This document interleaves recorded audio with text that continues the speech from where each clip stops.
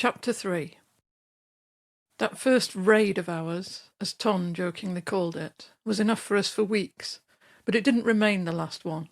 Our entire future lifestyle became integrated with such raids, and as we were constantly toiling with the house, then we inevitably also needed stolen stuff to fix it up. When we were completely out of money, we started emptying even large shops of drinks and foodstuffs, and we developed strategies for that too, but I'm not going to dwell on these as it wouldn't really be fair. Towards the future generations of thieves, I mean. Now, you may of course ask me, ain't I ashamed? And you know, I'm going to be completely honest. Absolutely not. Why would I be? We never stuck our fingers into anyone's pockets or apartments. By God, we only took from large real estate bozos and corporationists and other such fellows who only grow their giant shops, developments and businesses in height, width and girth, without sharing one thought about the nature of other people or beings, until the whole of earth will be buried alive under them. If they only could, they'd be building on dead bodies, and they actually do. The fact that we don't see those bodies doesn't mean they don't exist. Those bodies remain in the so-called developing countries, slaughterhouses, homes of people that kill themselves. We will not be seeing all that. But I know that these bodies exist, and this is why I don't pity those business bozos at all, but rather think that, serves them right. But actually, they probably don't even know about us and our little works of havoc, those multi-billionaires. They're just crouching atop of their gold mounds and laughing at all our efforts. But this is in truth not so important. I just don't want to think of it any longer. Our time went on and on. Soon April was upon us, and then May came closer. The weather was already summery, and our house looked better and better. In fear of all kinds of vagrants, we even built a fence around it and put a lock on its gate, as Freddie had stealthily pocketed one at some construction supply shop. I think I haven't told you yet what a great place our aunt and unkie shack was situated in. At the back of it there were large and ancient stone buildings in a half-arch, factories deserted by workers, I think, and in the front huddled another deserted hovel, but in a far worse condition. It was as if our house had crept into some well-defended fortress or a neatly hidden courtyard. Our largest, the so-called living room, slowly took on a real-life look, because we'd painted its walls, ceiling and floor in a motley of green, yellow and orange, covered the windows with real glass, and even brought furniture in. For example, we found 2 perfectly fine spring mattresses nearby, next to a trash bin, thrown away for some mysterious reason. After washing and beating, they became marvellous beds, and in addition Ton crafted all kinds of peculiar benches and little tables out of old pieces of boards and plywood. We had worries also, of course, foremost the water one, because although the spring was humid and warm, and the giant barrel that had been dragged into the middle of the yard was filled with water to the brim, it was still only good for washing. Thirst forced us to spend both our foot soles and our nerves dragging water from the supermarket toilets with millions of heavy buckets, while always on the lookout that a security guard or some other staff wouldn't catch sight of us. In the evenings, when speaking to each other, we dreamt of gardens and electricity, but we would have needed specific knowledge and materials for that, seeds, those kinds of things. And so Freddie, who always knew everyone and was in tune with all the alternative life, invited the ringleaders of another squat into our home.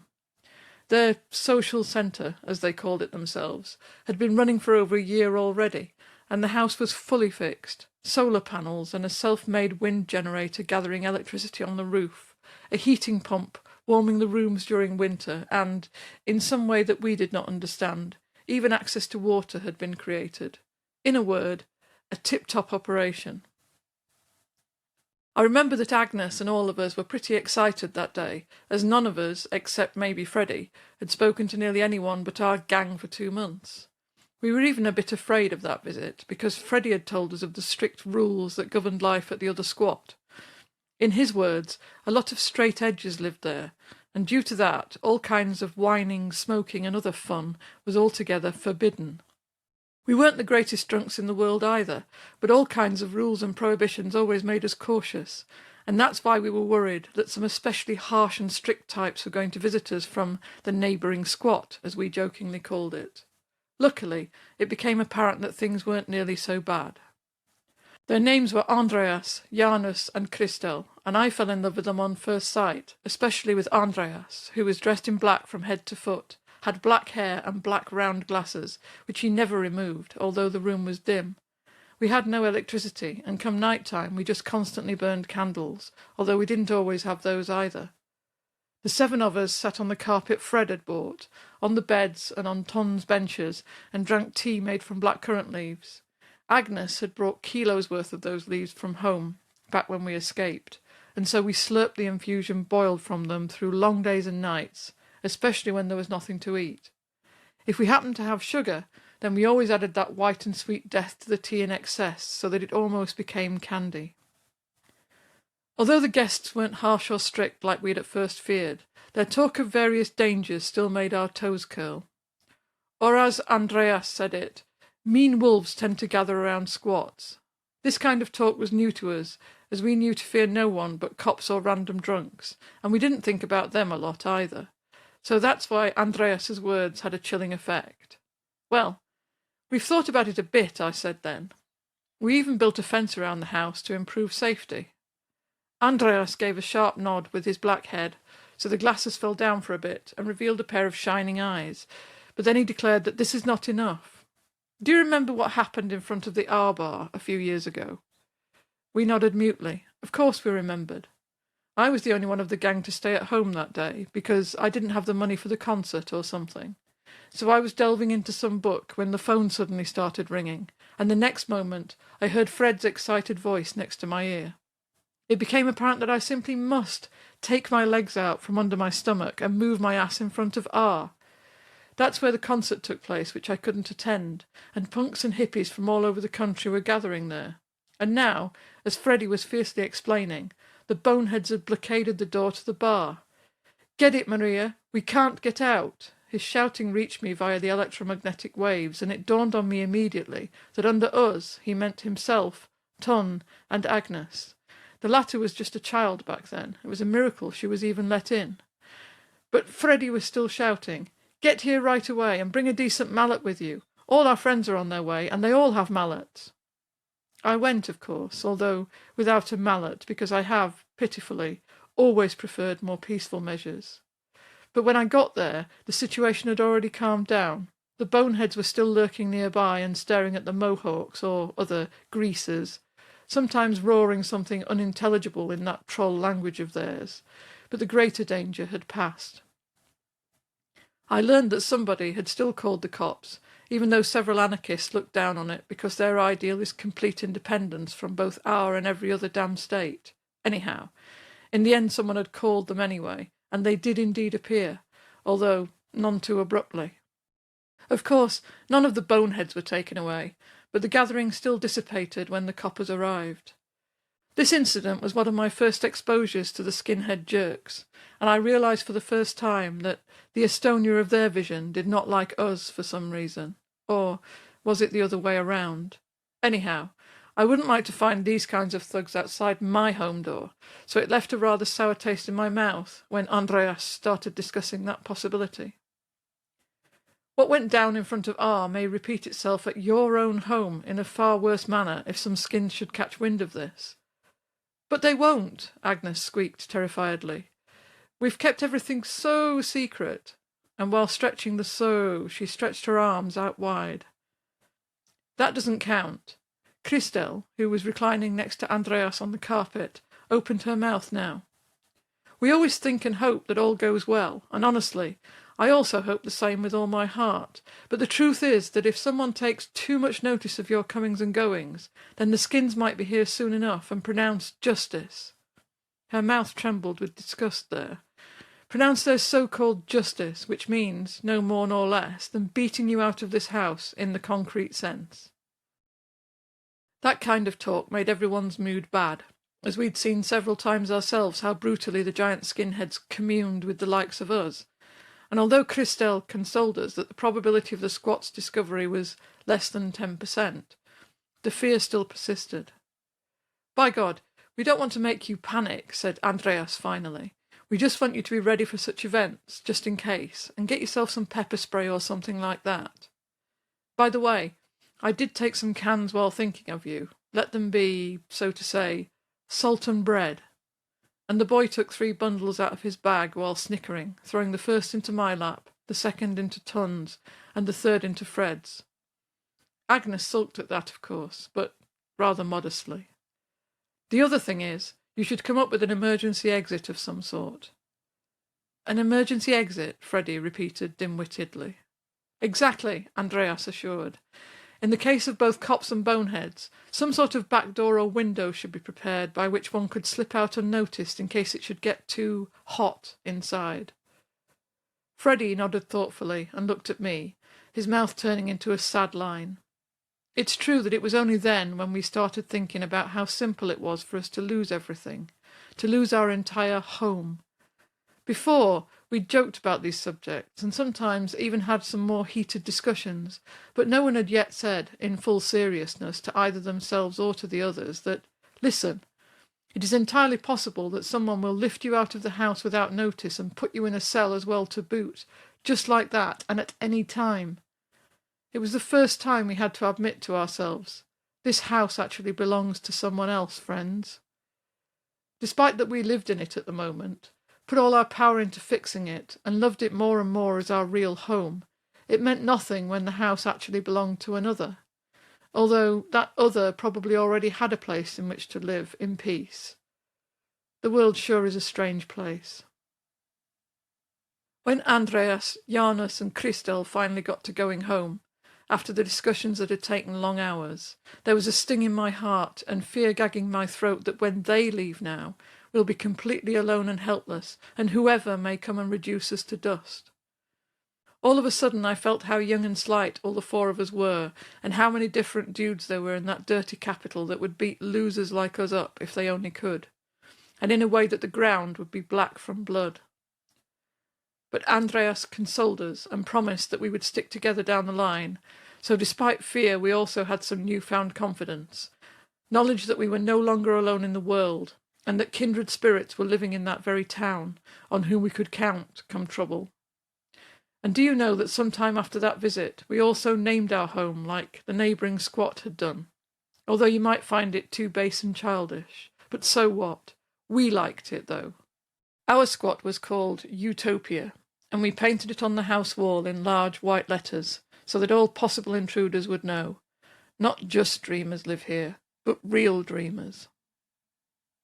At the end of April, or in early May, not really sure anymore, a new resident moved in with us, taking their place in our house and gang in an especially meaningful way, by squatting, as if trying to appear even more lovely to us like this. Alas, she was cute beyond measure regardless.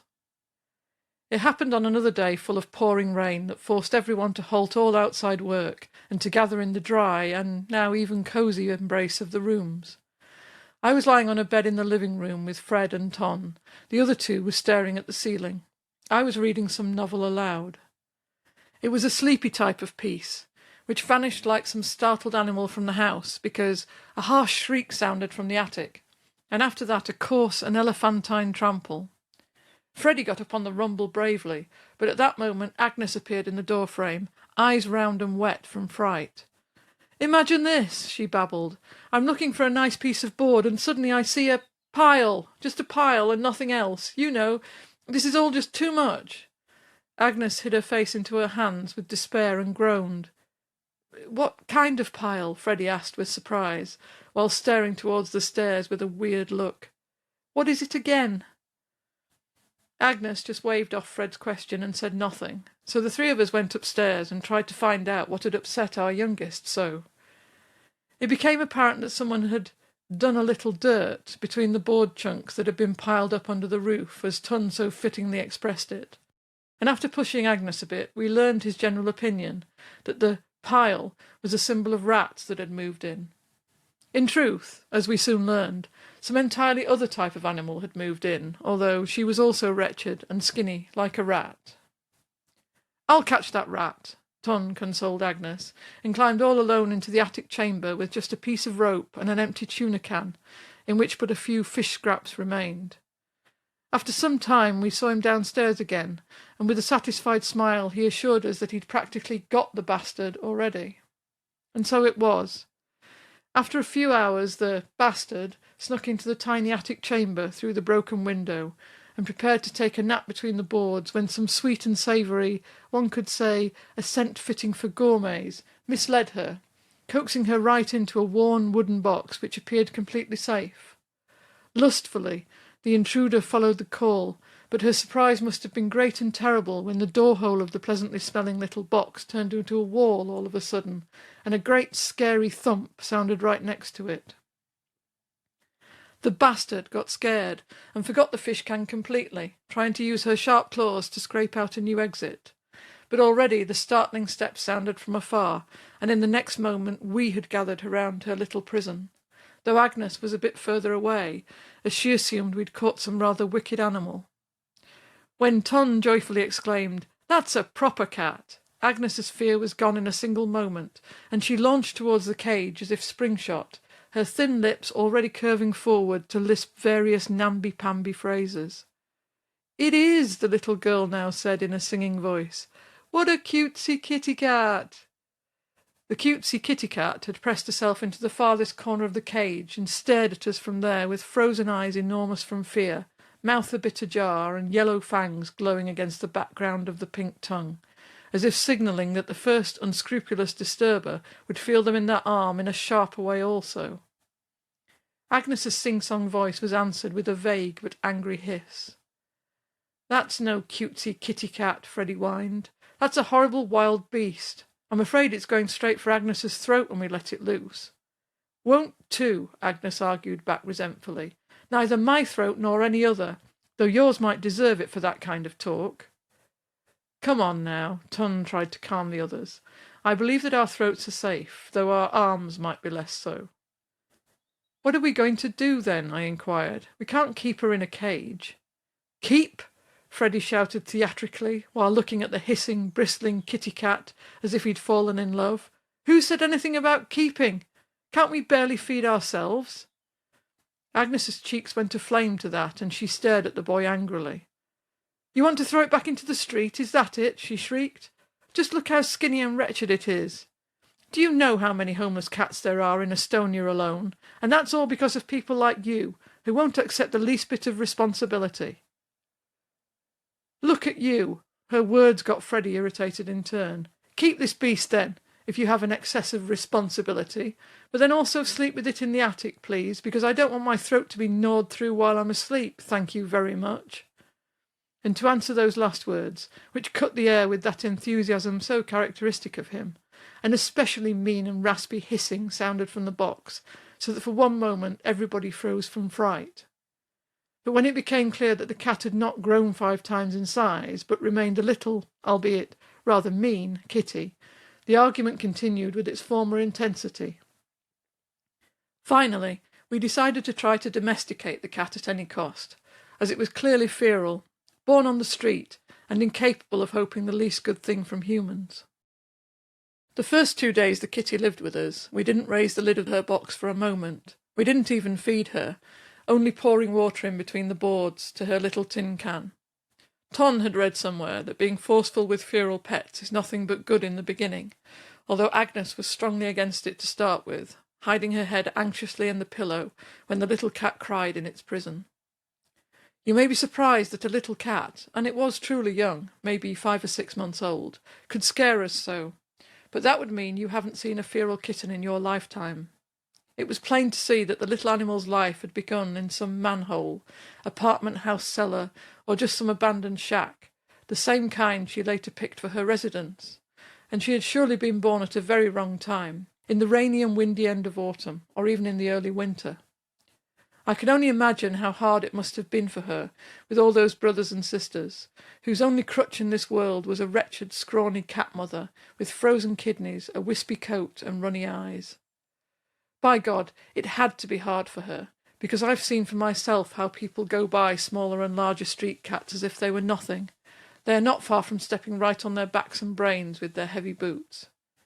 After all these tribulations, she'd finally found a bit cosier nest in a deserted attic chamber, which did stink a bit like those nasty, unpredictable and angry human animals, but not very much, so one could finally feel a bit more secure, and then, all of a sudden, She was imprisoned, hungry and sad, without any idea of what's going to happen to her. When 2 days had passed, we decided unanimously, enough of starving and jailing the poor cat. The kitty had already largely made her peace with both us and her predicament, and stayed in her box rather peacefully, though more intense noise still provoked hissing from that direction. Now, when we all gathered around her prison house, and Ton started removing its lid carefully, the hissing and cat swearing arose to our ears with all its might, but Ton was undisturbed, also deriving courage from the rags he had wisely swaddled around his hands. When the box was finally plucked open, the boy even tried to pet the kitty's back, who was by then low as moss. No one got the paw over that audacity, but there were several types of growling. We decided it was better to let the cat seek our friendship herself, and that's why we put a just-opened tuna can a few steps from her, laid ourselves on the beds, and pretended that we had magnitudes worth of more interesting things to think about than that poor little cat. For some time the kitty laid unmoving on the floor of the cage, but then her little body started to rise bit by bit, almost reminding me of those snakes that rise on the tips of their tails when listening to flute sounds. First one could see the tips of her ears, then the gentle curve of the black forehead, and after this 2 emerald green eyes, whose tense gaze was chained to us. But as no one made any note of the cat, and the feared human beasts seemed to have completely forgotten about her existence, the animal thought for a short while, and then suddenly, hop! She was out of the box, and just 1.5 meters away from us on the floorboards. But don't think that escape was the first thing on her mind. It seemed that tuna was sweeter for her than freedom, and the kitty cat started chewing and pulling on it with great ferocity. Eyes still on us, though, as she seemed to be convinced that she was committing a major type of crime, and that we constituted a grave danger to her. And we did, as the kitty soon discovered to her horror, because we had locked all the doors and windows hard, so in the end she was still imprisoned, despite that this box was 100 times larger. For a week, no one was allowed to touch Miss Cat, because if you only approached her, she escaped under a table or a chair. But on one nice morning, Agnes's efforts finally bore fruit, and she could touch the cat's ears with the palm of her hand before the former disappeared into some dark corner. Only the next day, imagine that, Piggy Lee, because that's how Freddie christened her after a singer from long ago, was in the girl's lap, her chest and whiskers shaking from the great purring. Soon the cat had become a full member of our gang, but truly she was still only Agnes's cat, and Agnes her person, until the end. Funny how such a beast has become so gentle and sweet an animal in such a few days, were Freddie's surprised words on that first morning, when Piggy had chosen Agnes's lap for the first time to sleep in. The latter fondled her in a convulsive, frozen pose, as if she was afraid that the merest careless move might drive the cat away again. "Nothing to marvel at here," Ton answered. "Food and drink and a warm lap is really all that a wretched cat could desire." "Well, then we are better than that," Freddie boasted. "We need something else. We need an idea. We need justice. We need truth." "Feh!" Agnes grumbled quietly, in order not to scare the cat. A generations ago domesticated cat, who was then again abandoned by that same domesticator. Her justice and truth is precisely in giving her back the food, drink, and the lap which were long promised to her. I don't see us as anyhow different from her. And we weren't. Both our gang and Piggy Lee had escaped, although from different directions. But we'd both wound up at the same point, Utopia, where the true dreamers dwell.